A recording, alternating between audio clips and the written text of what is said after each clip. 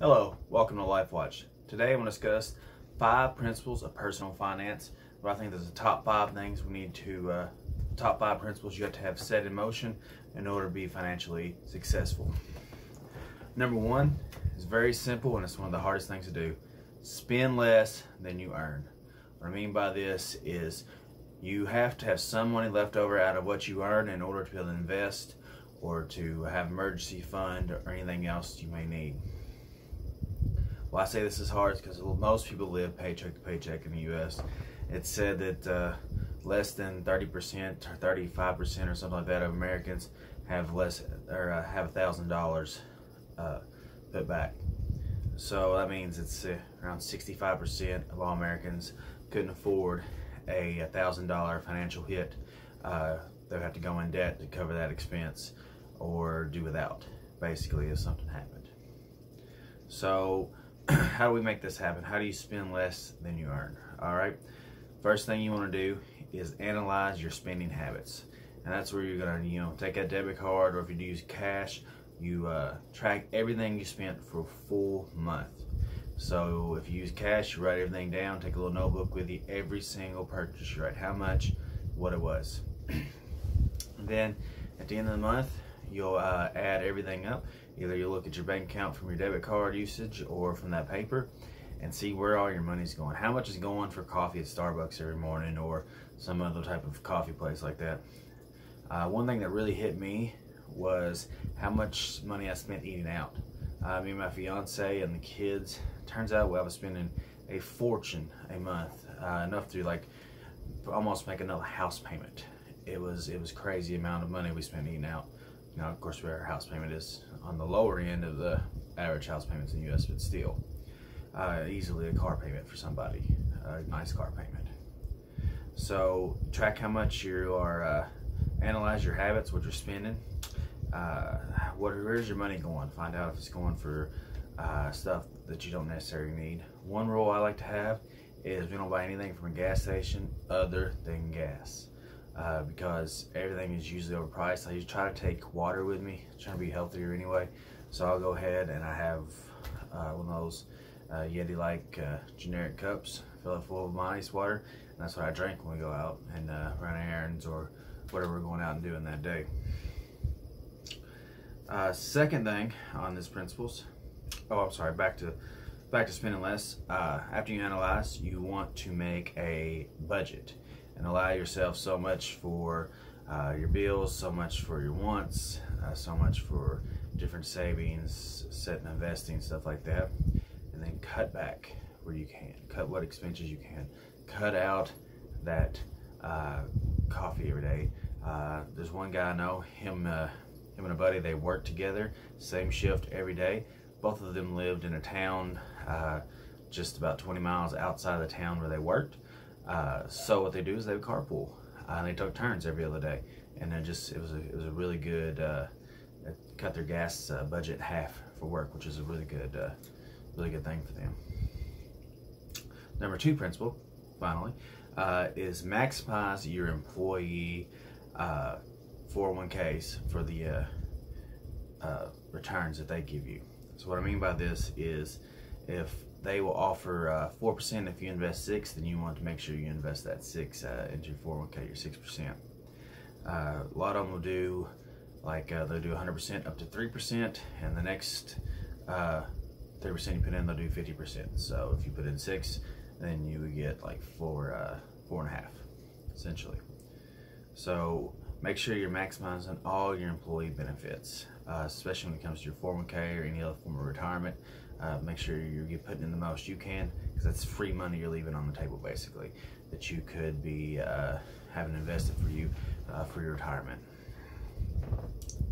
All right, number 3, put your money to work for you. All right, there's many different ways to do this, and we'll go over a few, but you want your money to either make you money or save you money. All right. So number 1 is pay down debt. Debt is evil. That is the worst thing to your financial stability, is having debt. Car debt, credit cards, any type of debt, personal loans, anything. People finance dogs. It's crazy. But any type of debt is bad debt, pretty much, in my opinion. other than your house, because a house is typically way too much to save up so you can pay cash. All right, so say you're really good with your debt.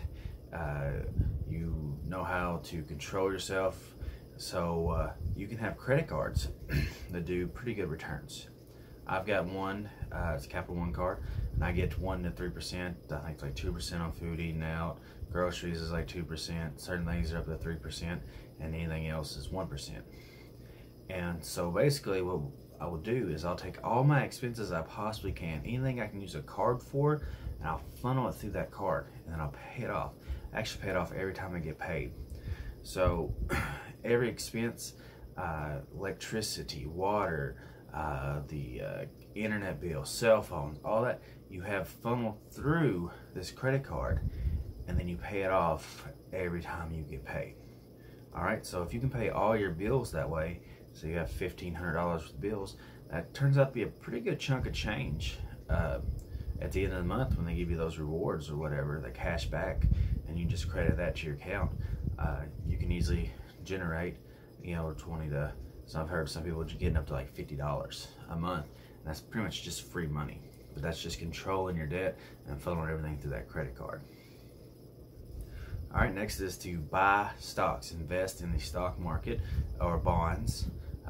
Bonds are typically a little more safer, but you're going to get less return.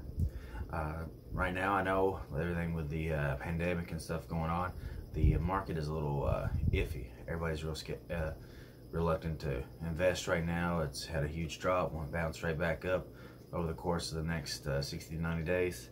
And most of those are already back or have reached new levels. Even some different companies reach new levels while still not making any money. So it is a little bit of a sketchy time right now. What I'm doing, keep in mind I'm no licensed financial stock investor or anything like that, but I'm just trying to hold a little money in cash, and then I'm looking for those sweet deals that come up, like just different stocks, something that drops, it's undervalued. They're really hard to find. There was a few out there a couple weeks ago, and I'm struggling again to find some more, but that's where I'll start putting my money at, is when I can find something that I feel like is a good value at the time, has a good potential to make some money over the next 2 to 5 years. Real estate, great investment. Right now, real estate prices are really high. Houses are selling at all-time highs because of this interest rate right now being really low. So people can go and get a house loan, more house than they can really afford on a lower interest rate. But if you can get into some sort of real estate, then you can essentially grow it. It's a pretty typical return over the course of years, over history. If you go and buy yourself a rental house, say for $150,000, and then you're able to rent it out and maintain it for the rent, you essentially don't put any money into it, which would be your ideal situation you want to do. Then after that 30 years, the house is paid off, it's going to double in value, and you'll essentially have $300,000 that you really didn't have to work for other than managing that rental property. And one of the greatest ways to make your money work for you is your own business. Right now, I know a girl who is, she's goes to yard sales and buys really nice name brand clothes, and then she'll flip it either on eBay or on Facebook Marketplace, something like that. And it's turned into a pretty good side hustle for her. She wasn't getting to work with the current pandemic and stuff like that going on, and her she's getting paid still, but her income is down quite a bit from it normally is. So this is her side hustle. It was a great strategy, and she's very, it's a great fit for her because she's very social and stuff like that. But you have to find what works for you. Some sort of business is probably the best thing in order to make your money work for you. All right, moving on to number 4. All right, this is diversification. So like I talked about with the stock market being kind of iffy right now, if you really want to put some money into it or not, and it's hard to find those good deals. But if you are buying, it is considered the best long-term plan is to consistently invest every single month. But you want to make sure you're diversified. So I think the best diversification you can do is do ETFs, index funds, and you want to own the entire market essentially. you want to have, right now I'm using M1 Finance. I'm trying to put together a pie. Tell you, just one of the, your financial pie or whatever for your stocks. And I want to do all ETFs, and probably with Vanguard. I want to have a tech one, an energy one, a dividend ETF, one with bonds, a REIT. And if you don't know what a REIT is, that's a real estate one. And that's just where they own a certain amount of real estate, and legally they have to pay out dividends of 90% of whatever their profits were every single month. So that's a really good sector to have there, and you're really covered and you're really diversified across several different areas. All right, and number 5, last one I got for you, is to continually to educate yourself. Watch these YouTube videos here and other channels. Research everything, especially before you buy a stock. Research it, find out what the plan is, how they've been doing, what's their earnings over the last few quarters, stuff like that. And if there's anything, any red flags or anything, you might want to stay away from that. Or if it's a company that's struggling right now, but you think they're going to make a comeback, that might be a great investment for you. All right, so just educate yourself in everything.